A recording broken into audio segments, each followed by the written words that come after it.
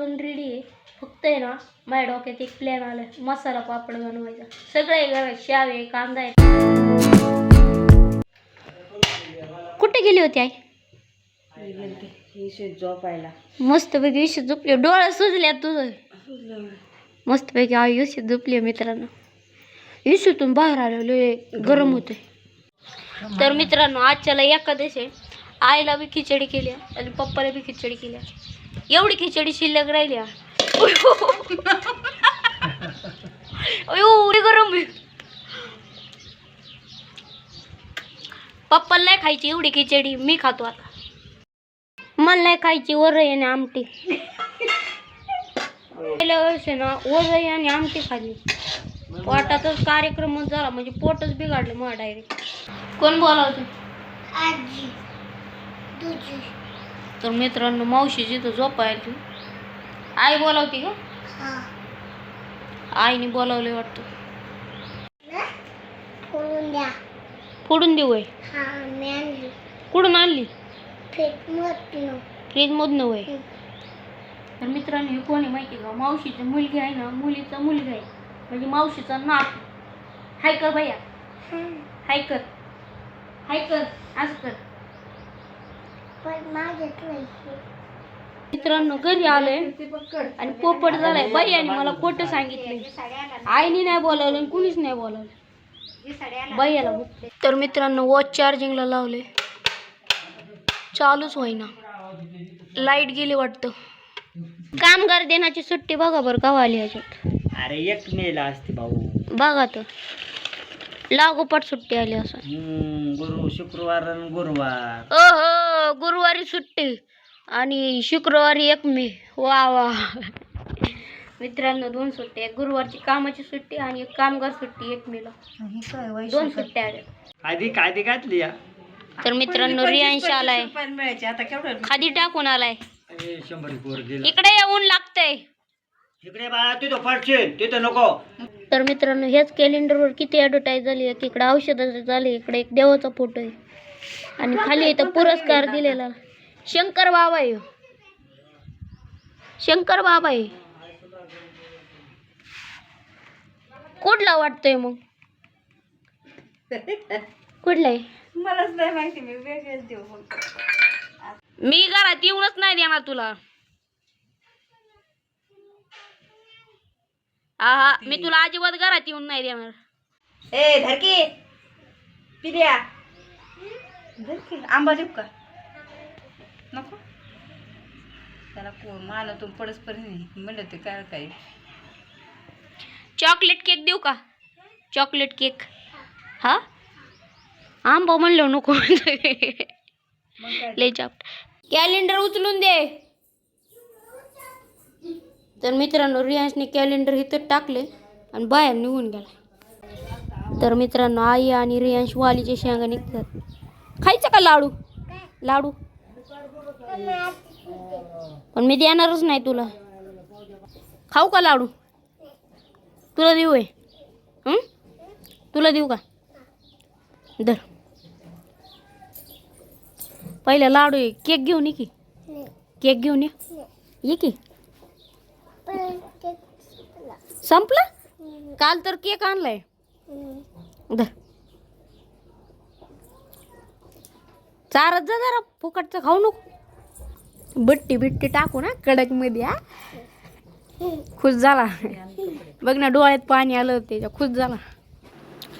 तर मित्रांनो आई कुरड्या भरती. आई नवीन कुठल्या कुरड्या आहे? ह्या नवीन आणि ह्या जुन्या 2 डबा कुरड्या आहे.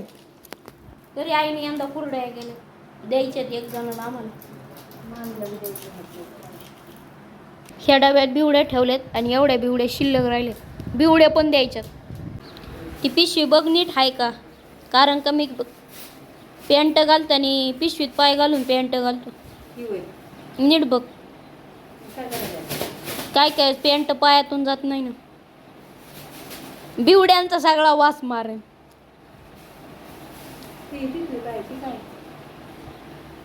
ही बारकी. हा ही घे.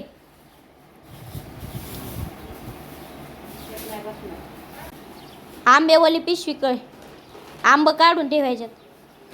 बस ना आंब्यावाल्या पिशवीत आहे.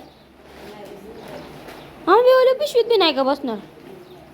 तर मित्रांनो मी आणि रिया चाललोय रियांशला घरात बसलोय बाहेर बोलवायला. आम्ही सगळेजण बाहेर बसलोय आणि रियांश एकटाच घरात बसलाय. नक्की मोबाईल बघत असणार. तर मित्रांनो रियांश नक्की मोबाईल बघत बसलाय. रियांश चल बाहेर, चल बाहेर, मोबाईल बंद कर. चल चल, नुसता मोबाईल बघतोय. चल लवकर. आई आता काय झालं माहिती का? आकांक्षा काय करेल माहिती का? गाय गरबड काय माहिती का? 4 आणि 4 12. चुकून झालं कन्फ्युजन झालं. 4 आणि 4 12. बारकीशा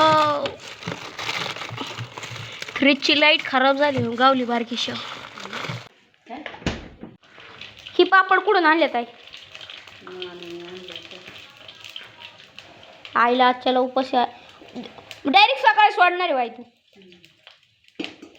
तर मित्रांनो कुरड्याचा बघ आपण टेस्ट करायचा आहे. पांढरा उमटतोय का लाल उमटतोय, कारण का गहू तर लय लाल पडलं. आई तर सगळीकडे उतापाचाच तवा ही वापरते उन्हातलं.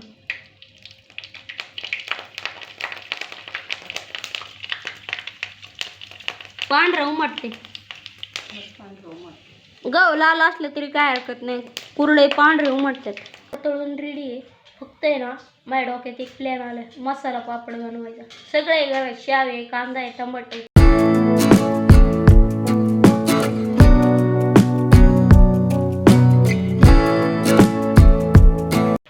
तर मित्रांनो टमाटर आणि कांदा बारीक करून झालाय. आता मस्तपैकी पापडावरती टाकून देऊ.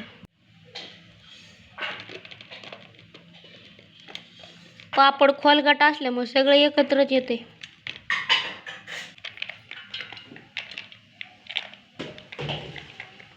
तर मित्रांनो ही पाणीपुरीची शेव आहे. काय माहिती मला चालते का नाही, पण बऱ्याच वेळा मी हीच शेव बघितलेली पापडावरती. तर मित्रांनो आई नाराज झाली. आई म्हणली आजच्याला उपाशी आणि असलं पापड बनवले. शेम हॉटेल सारखं पापड बनवले. आता फक्त मिरची टाकायची राहिली. मसाला पापड खायचे का? उपाशी बाळा नंतर तुम्हाला बी उपाशी का?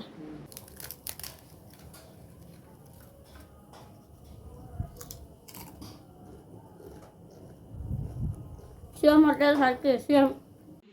तर मित्रांनो एवढं पापड बिवडी कुरडई तळली तरी पप्पा घ्यायला नको म्हणतात. तर मित्रांनो आजचा ब्लॉग आवडला असेल तर लाईक सबस्क्राईब शेअर करायला विसरू नका. भेट पुढच्या ब्लॉगमध्ये. Good night. हां तुम्हाला एक गोष्ट सांगायची होती.